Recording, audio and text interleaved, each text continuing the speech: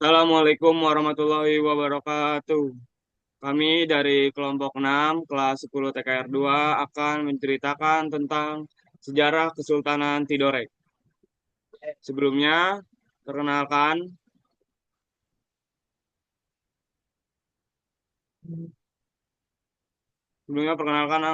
anggota kelompok kami.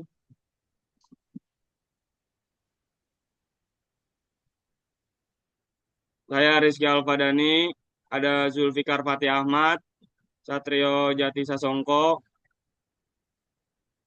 ada Zaki Luki Pratama, ada Muhammad Fari, dan satu lagi Muhammad Dafi Akbar yang tidak bisa ikut Zoom pada kali ini.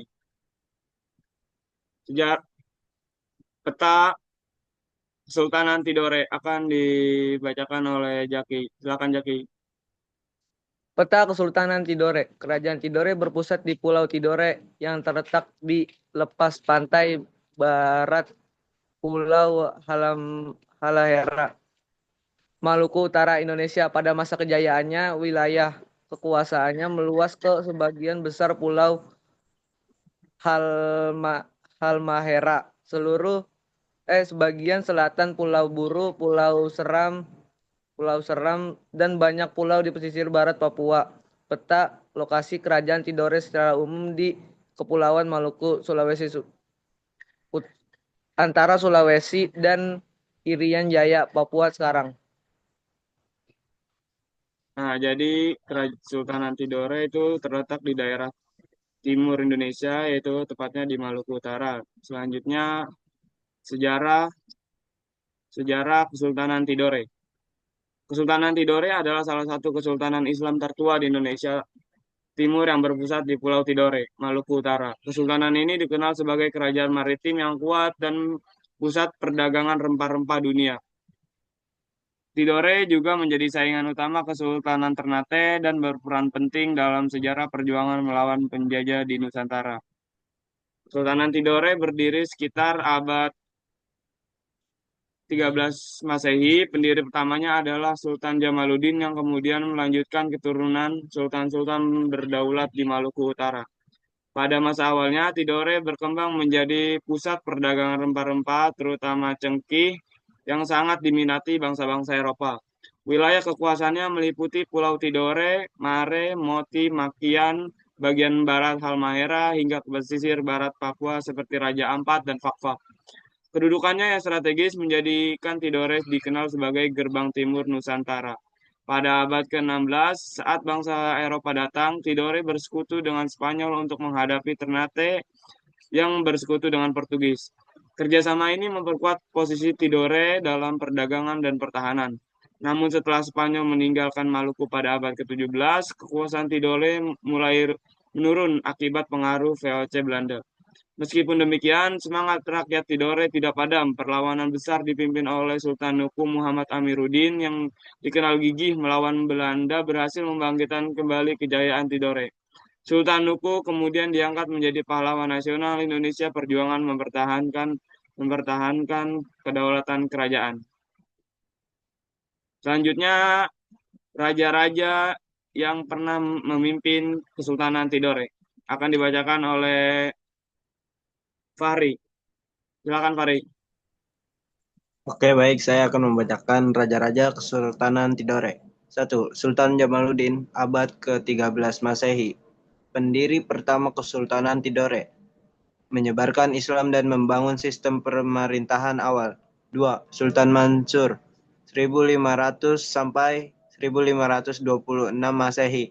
Masa awal hubungan dengan bangsa Eropa atau Spanyol.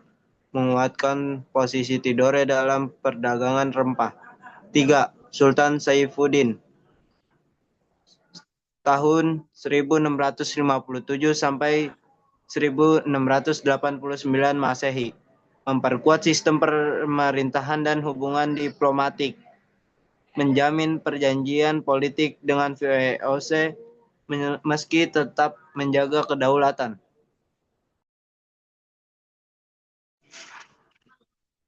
4. Sultan Nuku Muhammad Amiruddin, tahun 1780 sampai 1805 Masehi, pahlawan nasional Indonesia, memimpin perlawanan besar terhadap Belanda dan Ternate, berhasil memulihkan kedaulatan Tidore dengan bantuan rakyat Papua dan Inggris.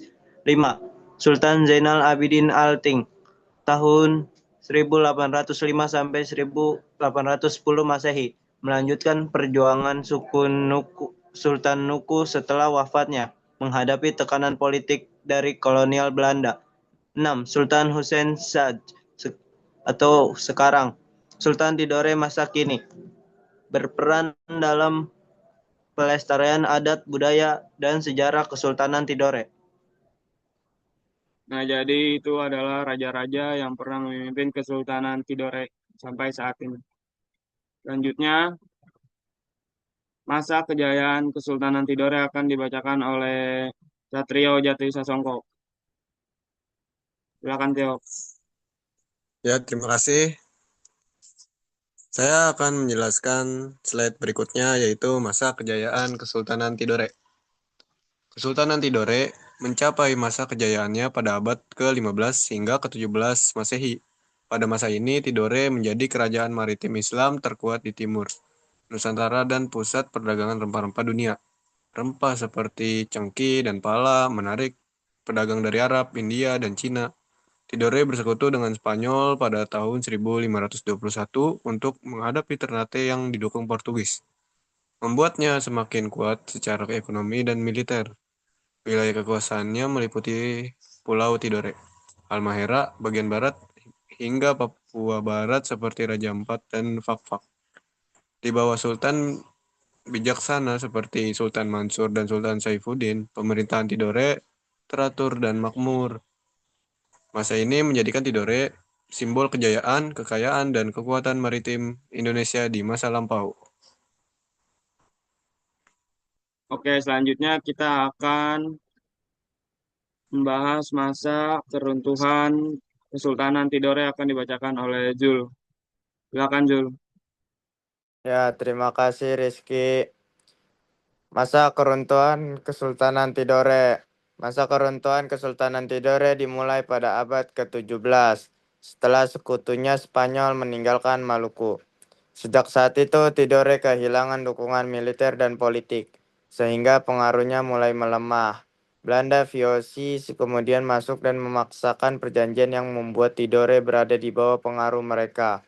Monopoli perdagangan rempah-rempah oleh VOC menyebabkan ekonomi Tidore menurun. Meskipun muncul perlawanan besar yang dipimpin oleh Sultan Nuku Muhammad Amiruddin pada akhir abad ke-18. Kejayaan Tidore tidak dapat kembali sepenuhnya setelah wafatnya Nuku. Pada masa penjajahan Belanda dan kemudian Hindia Belanda, Tidore hanya diakui sebagai kerajaan kecil di bawah kekuasaan kolonial. Setelah Indonesia merdeka, Kesultanan Tidore tidak lagi berkuasa secara politik, tetapi tetap bertahan sebagai simbol adat, budaya, dan sejarah sebagai rakyat Maluku Utara. Oke, selanjutnya Jul akan membacakan peninggalan dari Kesultanan Tidore menggantikan Davi Akbar yang tidak bisa hadir dalam Zoom kali ini. Silakan lagi, Jul. Ya, peninggalan Kesultanan Tidore itu ada Kadaton Kie, Masjid Sultan Tidore, Benteng Tahula, dan Benteng Tore. Mungkin cukup sekian yang bisa kami sampaikan tentang cerita sejarah Kesultanan Tidore. Mohon maaf atas kekurangan informasi yang bisa kami sampaikan. Terima kasih. Wassalamualaikum warahmatullahi wabarakatuh.